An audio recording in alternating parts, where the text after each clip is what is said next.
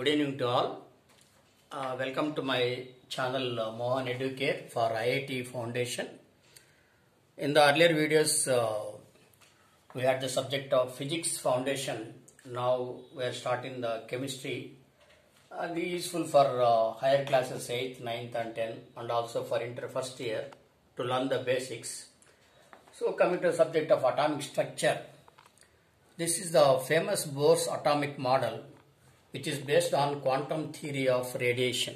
Quantum theory of radiation. So this figure is important for the explanation of Bohr's atomic model. The electrons move around the nucleus in first one is electrons move around the nucleus in specified circular path called orbitas or shells or energy levels. For example, this is the nucleus. And here these are the energy levels or shells or orbits, that is n is equal to 1, first orbit n is equal to 2, second orbit n is equal to 3, n is equal to 4, fourth orbit. Similarly we can go to n is equal to 5 like that. So we can go on n is equal to 5 like that. And this is the electron which is moving around the nucleus. So when the electron is moving around the nucleus, it will have certain momentum. So that momentum is that is mass of the electron into velocity into radius. We will get in the next topic. So we can say that electrons move around the nucleus in specified circular path. These are called the circular paths. These are also called as orbits or shells or energy levels.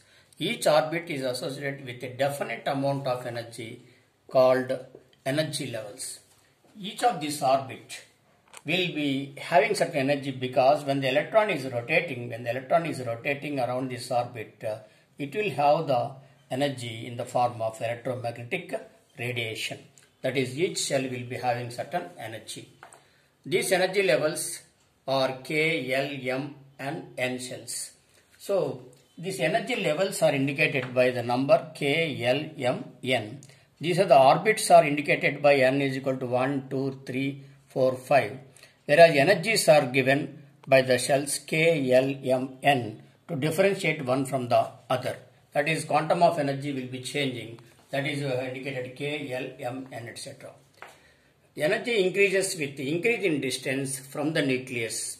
For example, if the distance of the electron increases from the nucleus, suppose here the energy at E1, this is energy here, we can say as E1, and here energy is here is E1, and here energy is E2, here energy is E3, and here energy is E4, and energy is E5.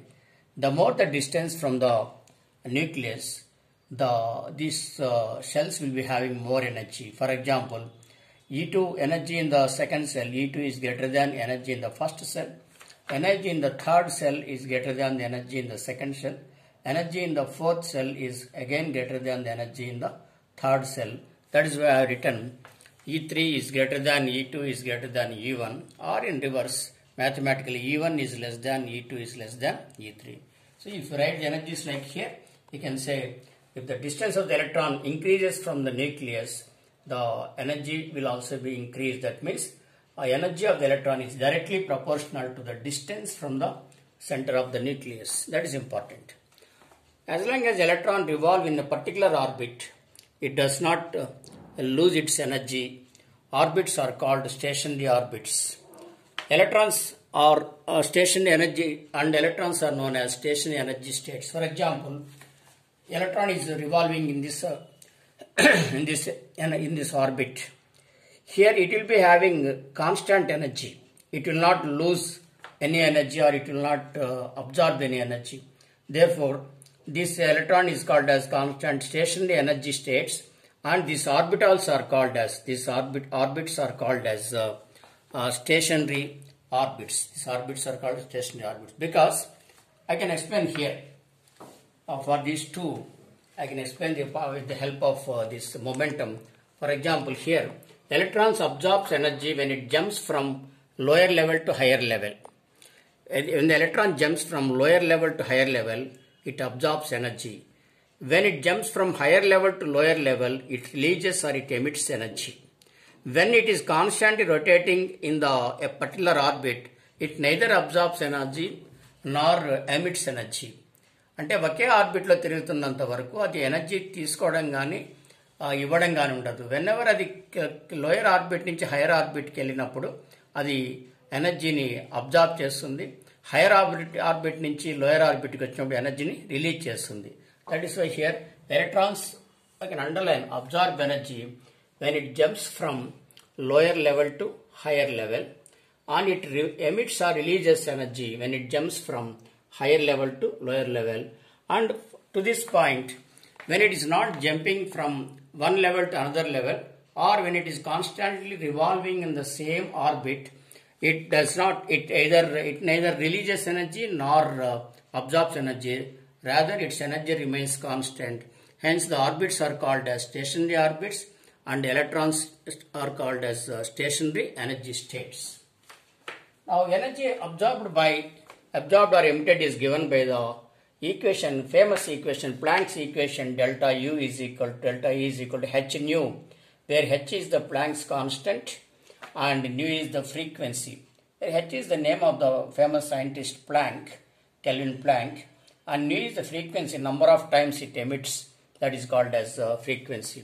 For example, if E1 and E2 are the energies of the first and second orbits, then E2 minus E1 is equal to h nu.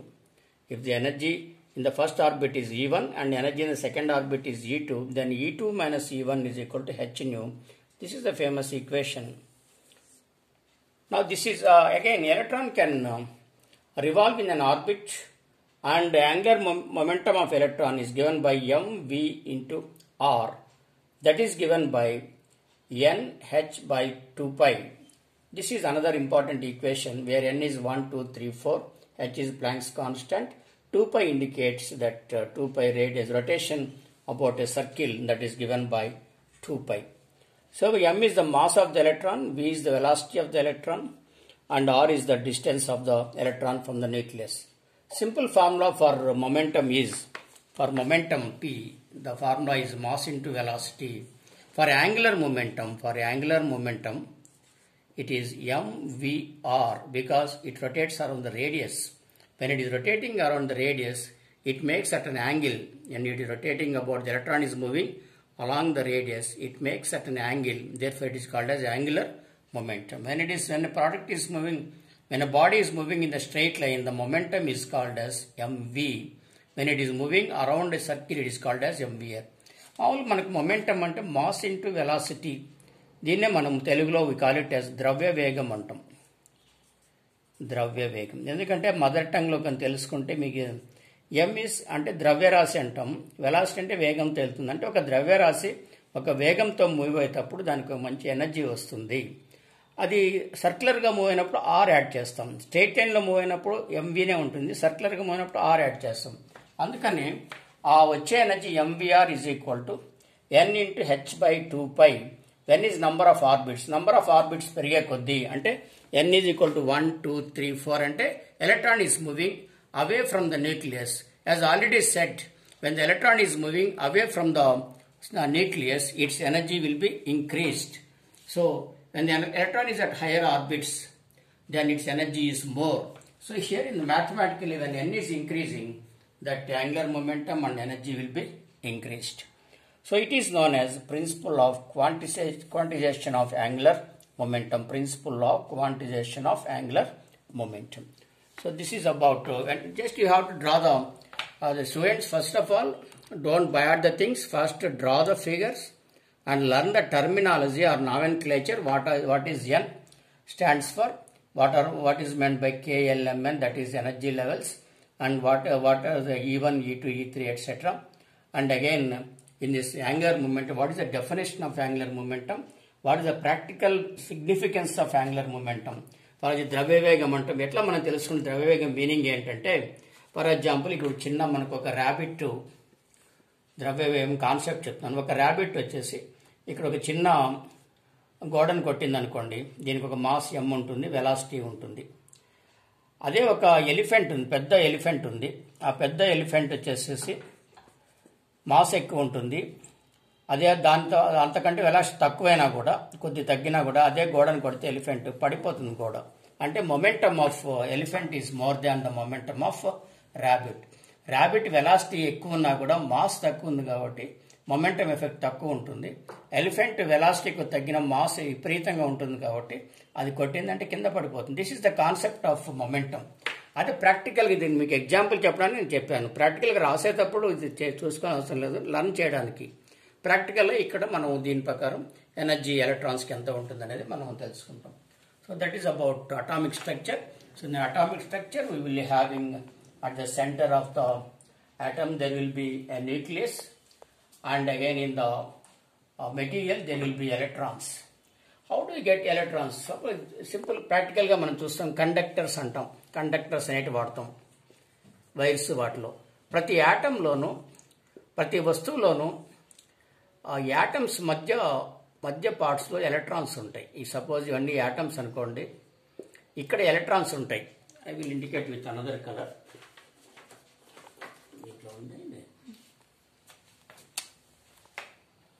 So red color is electron, and again here another electron is there. Here are the atoms. Whenever these electrons will jump from one place to another place, whenever these electrons are moving, when this material is excited, electrons will be moved and current will be flowing.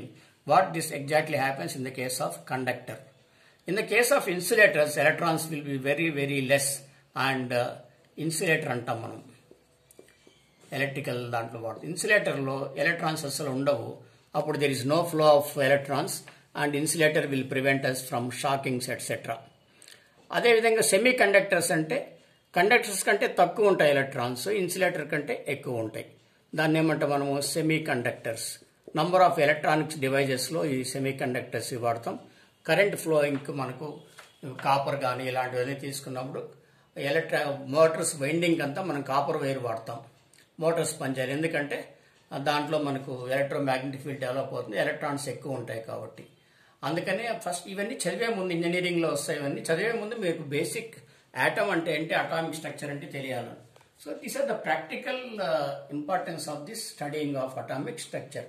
In the next classes we go to different energy levels and we will discuss the subject. Thank you. కొద్దిగా idea వస్తుందన్న ఇంటి